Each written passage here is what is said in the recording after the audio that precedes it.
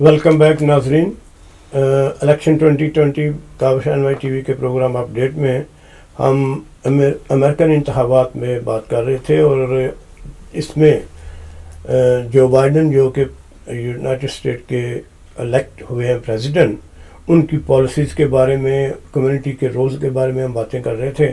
تو فاروق صاحب، ویسے تھے کہ اخبار نویس اب کیا سمجھتے ہیں کہ جو بائیڈن کی جو پالیسیز ہیں، جو اوباما اپنے دور میں، جس میں یہ اس ٹینور میں یہ وائس پریزیڈنٹ تھے، انہوں نے وعدہ کیا تھا امیگریشن پالیسیز میں یا ہیلتھ انشورنس میں. ہیلتھ انشورنس سے تو وہ بات کروں گا میں اس کے ساتھ، لیکن آپ صرف دوسری جنرلی وہ جو بات آپ کہنا چاہتے وہ امیگریشن پالیسیز یا دوسری جو مائنورٹیز جو ہماری کمیونٹی ہیں ان کے بارے میں، ان کی جو پالیسیز ہوں گی ڈیموکریٹ کی، اس کے بارے میں ذرا تھوڑا سا بریف کریں. جی، وہ بعد میں جو کر رہا تھا وہ جیسے یہ بات ہو رہی تھی نا کہ ینگ جنریشن وہ سوشل میڈیا وہ ہم سے زیادہ وہ باشعور اور ہم سے زیادہ وہ علم رکھتے ہیں. تو میرا بیٹا حارث ماشاء اللہ 20 ایئرس کا ہے. تو جب الیکشن کی کمپین چل رہا تھا، مجھے پتا بھی نہیں بوٹیاج نام کا ایک بندہ جو ہے نا وہاں سے وہ انڈیانا سے. تو میں نے میں اور میرے دوست وسیم سے میرے دوست نے پوچھا کہ وسیم، حارث الیکشن کے بارے میں تمہارا کیا خیال ہے؟ تو اس نے بڑی حیرت کہتے میں نا بوٹیاج کو سپورٹ کرتا ہوں کہ اگرچہ اس کی مطلب تھوڑا سا اور ہے اس کا میلان دوسری طرف، لیکن وہ کہتا ہے کہ ہم نے وجہ پوچھی کیوں، کہتا ہے کہ وہ ینگ ہے اور اس کی جو ہے نا بعد میں بڑا وزن ہے، بڑا دم ہے. تو لیکن بہرحال وہ نہیں ہو سکا، شروع میں ہی وہ نہیں ڈیموکریٹ شروع میں ہی وہ باہر ہو گئے تھے. لیکن میں یہ کہنا چاہ رہا ہوں کہ واقعی اتنا زیادہ سوشل میڈیا نے ینگ جنریشن کو ہم سے زیادہ وہ شعور رکھتے ہیں. سوال کی طرف جو آپ نے کہا اس کی طرف میں آتا ہوں. دیکھیں، یہ امیگریشن کا ایشو نا امریکہ میں بہت زیادہ گمبھیر ہے اور یہ ابھی نیا ایشو نہیں ہے. کلنٹن کے دور میں کوئی درمیانی راستہ نکالا گیا کہ آپ $1000 فائن دے کے اس کو کہا جاتا تھا I-245. وہ ایک انہوں نے لا نکالا تھا جس میں کہا تھا جی کہ جو یہاں پہ انلیگل رہ رہے ہیں سم سرٹن پیریڈ سے، تو وہ اتنے جرمانہ دے کے وہ اپنے آپ کو لیگلائز کرا سکتے. تو اس وقت پھر آپ کو پتا پھر بہت نیلی پیلی کالی شادیاں ہو ملا تھا لوگوں کے پاس، جب کوئی آپشن نہیں تھا تو لوگ اسی چیز کو دیکھا. اس کے بعد یہ بش کے دور میں تو میں مختصر بتاتا ہوں. بش آئے تو بش کے بھی آپ کو دور کے یاد ہے، انہوں نے گیسٹ ورکر ویزا پروگرام نکالا. تو اس میں بھی کوشش یہ کی گئی کہ وہ عارضی طور پہ دیتے ہیں. تو وہ جو اس کا تو سٹیزن شپ تھا وہ بہت طویل تھا، وہ 13 سال بعد، لیکن اس میں بھی بہت زیادہ لوگوں نے اعتراضات کیے. وہ بھی پروگرام کوئی اتنا کارگر ثابت ہوا. اوباما جب آئے تو سب کو تھا کہ ایک نئی ہوپ، ایک نئی امید، کیونکہ وہ ایک رنگدار نسل سے تعلق رکھتے تھے، سیاہ فام تھے. امریکہ کی تاریخ میں ایک نیا ٹرینڈ آیا. تو اس سے بھی لوگوں کا یہ خیال تھا. انہوں نے کہا بھی تھا کہ میں ریپبلکن کے ساتھ مل کے امیگریشن کا مسائل حل کروں گا. تو آپ نے دیکھا کہ جو کا تو رہا معاملہ. اس کے بعد یہ ٹرمپ آئے. ٹرمپ نے بجائے کہ لوگوں کو ہوپ دینے کے، تو انفارچونیٹلی آپ لوگوں کو اچھی طرح پتا ہے کہ جب انہی دنوں یہی سال تھے کچھ 4 سال پہلے، یہی تھا جب وہ جیسے وہ صدر بنے تھے، اس کے بعد انہوں نے فلڈز آف ایگزیکٹو آرڈر، ایسے ایگزیکٹو آرڈر ہیں جو بڑے ڈریکونین وہ تھے ایگزیکٹو آرڈر. ایک خوف اور دہشت کی امریکہ میں فضا قائم ہو گئی تھی. مسلم بین سب کو پتا ہے. پھر تارکین وطن کے لیے بڑی مشکلات پیدا کی گئی کہ وہ اپنے یہ بھی لوگوں میں عام آ گیا کہ پتہ نہیں جو یہاں پہ میاں بیوی ہیں یا جو اپنے بچوں کو، اپنے والدین کو بلا سکیں گے نہیں بلا سکیں گے. خوف کا ایک ایسا عالم پیدا ہو گیا تھا. لیکن اسی میں دیکھیں کچھ چیزیں جہاں پہ بہت زیادہ نیگیٹیوٹی ہوتی ہے، بہت زیادہ جہاں پہ وہاں پہ کچھ ہوپس ہوتی ہے. ہوپ کیا ہوتی ہے؟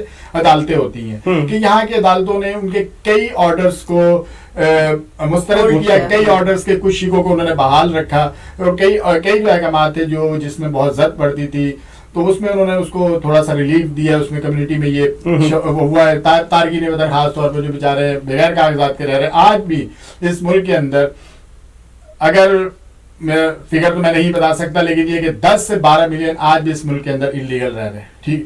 تو اب یہ کہ یہ جو نئے آئے ہیں جو بائیڈن، انہوں نے ایک وعدہ کیا تھا کہ میں مسلم بین کو سب سے پہلے ختم کروں گا ایگزیکٹو آرڈر کے ذریعے. اسی طرح انہوں نے کہا تھا کہ ڈریمرز، آپ کو پتا ہے ڈریمرز ایک لا ہے کہ جس کے تحت جو 30 سال سے کم عمر کے نوجوان جو اپنے والدین کی وجہ سے انلیگل ہو گئے تھے، ان کے لیے بھی یہ کوئی 8-10 سال سے چل رہا ہے. اس میں سب سے اچھی مثبت پیش رفت اوباما کے دور میں بھی تھی کہ ان کو 2-3 دفعہ ان کے مطلب کہ اسٹیٹس کو جو ہے نا وہ पूरी तरह से ग्रीन कार्ड नहीं दिया गया, लेकिन उनको आरसी तौर पे यहाँ पे काम करने की इजाजत हो, इस तरह से 2-2 साल बाद रिन्यू होता रहता था।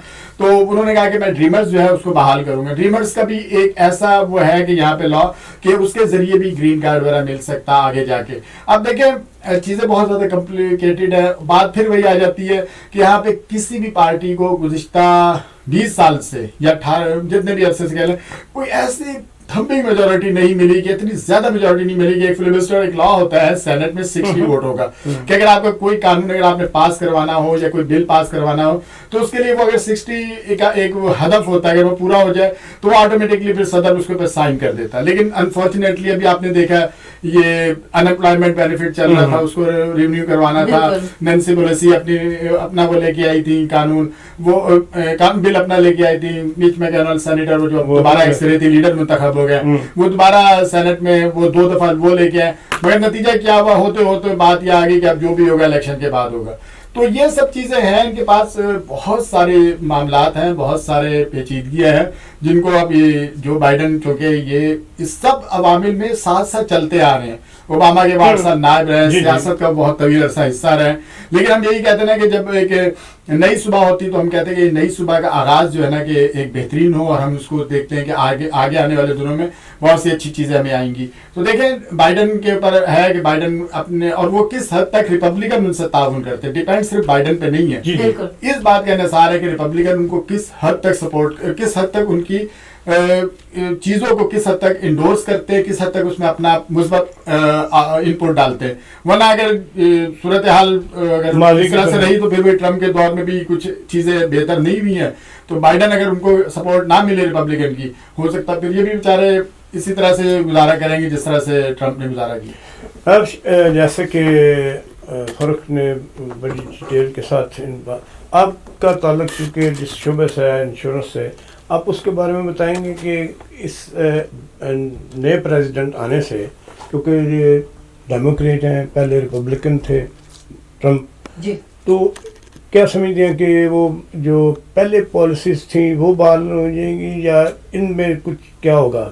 जरा कम्युनिटी को थोड़ा श्योर मैं एक चीज़ जो हम लोगों को समझने वाली है, हम लोग क्योंकि न्यूयॉर्क जो ट्राई स्टेट एरिया है काफ़ी हाई टैक्स पेयर्स का एरिया है, बहुत ज़्यादा इमिग्रेंट्स हैं और बहुत ज़्यादा तादाद क्योंकि मेडिकेड के लोगों की है या स्टेट स्पॉन्सर्ड प्रोग्राम में जो लोग हैं उनकी है।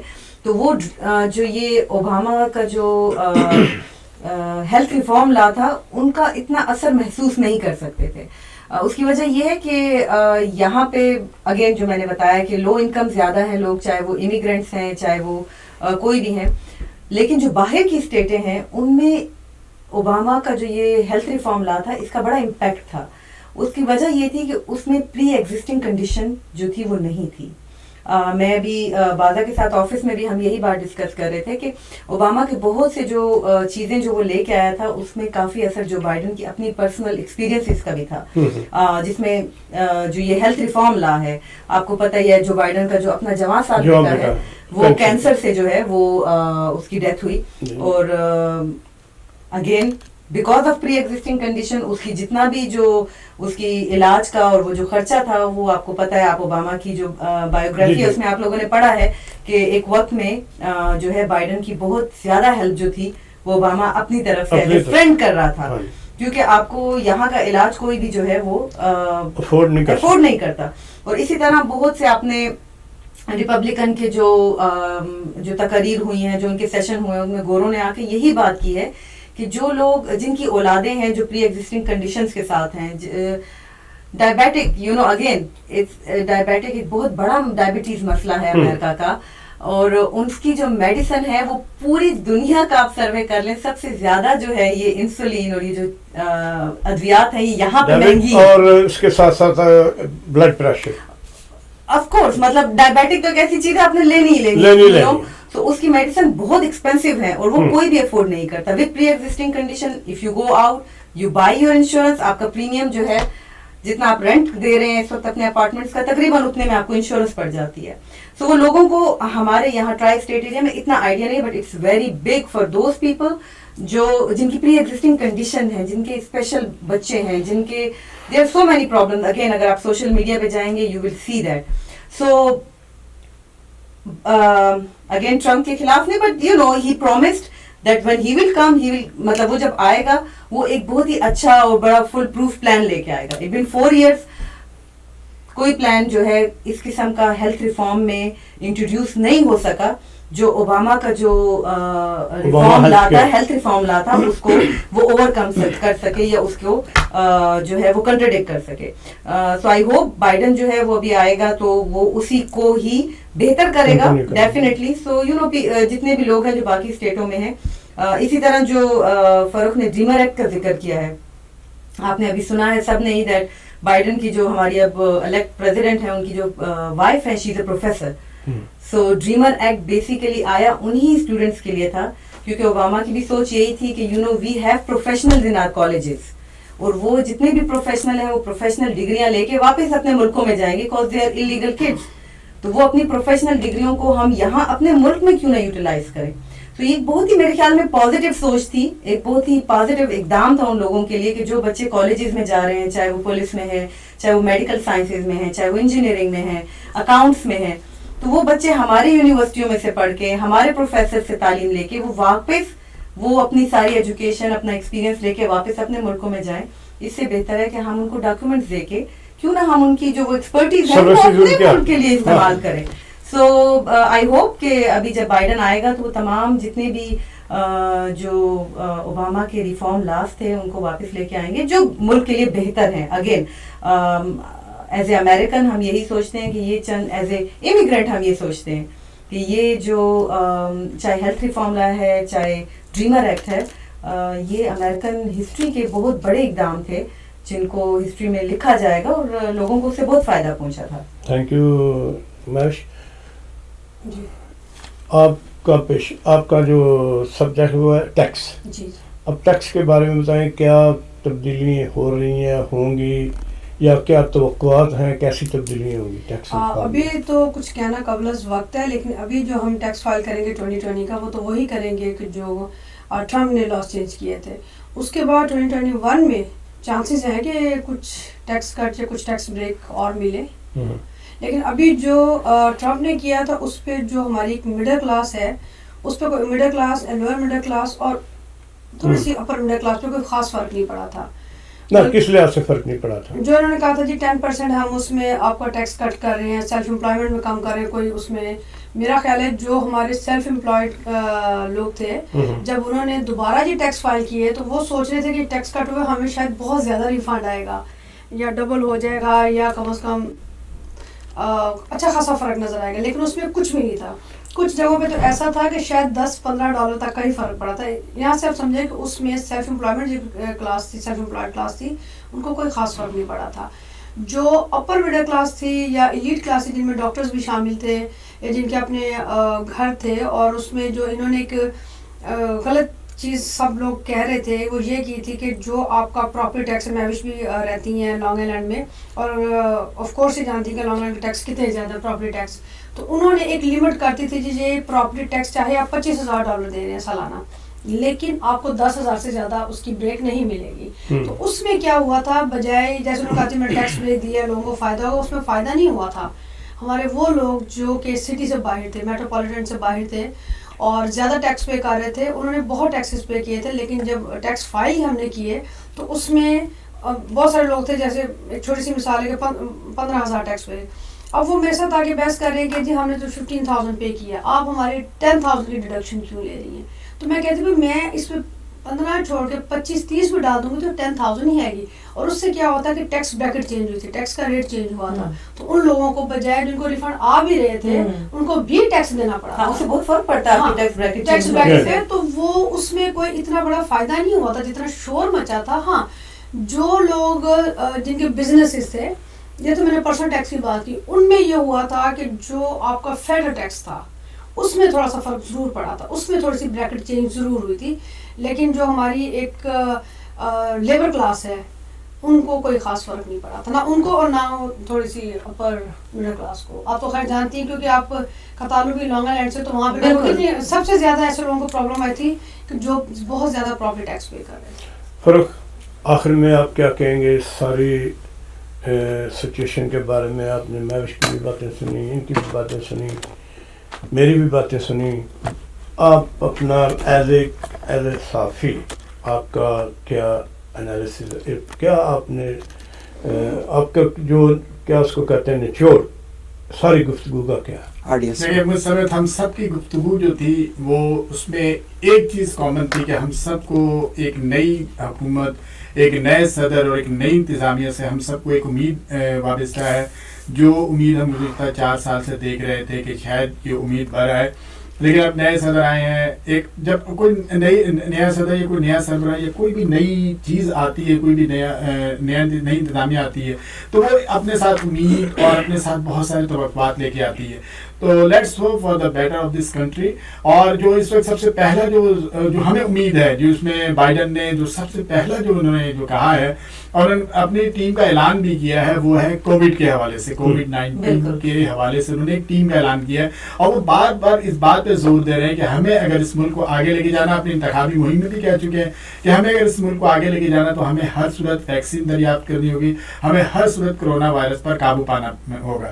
تو میں امید کرتا ہوں, ہم سب امید کرتے ہیں, جیسے آج میں ڈاکٹر فاؤچی کا میں تھوڑا سا بس 1 منٹ لوں گا. آج وہ بروکلن اسٹرانگ کے عنوان سے ایک وہ کووڈ-19 کے دوران جو ہیروز تھے ان کو آج ایوارڈ دیے گئے تھے بروکلن بورو ہال میں, بروکلن کے صدر ایرک ایڈمز نے. ان میں ڈاکٹر فاؤچی نے بھی یہی بات کی, اور اس میں آج ایک بڑی حوصلہ افزا بات ان کے میں نے منہ سے سنی.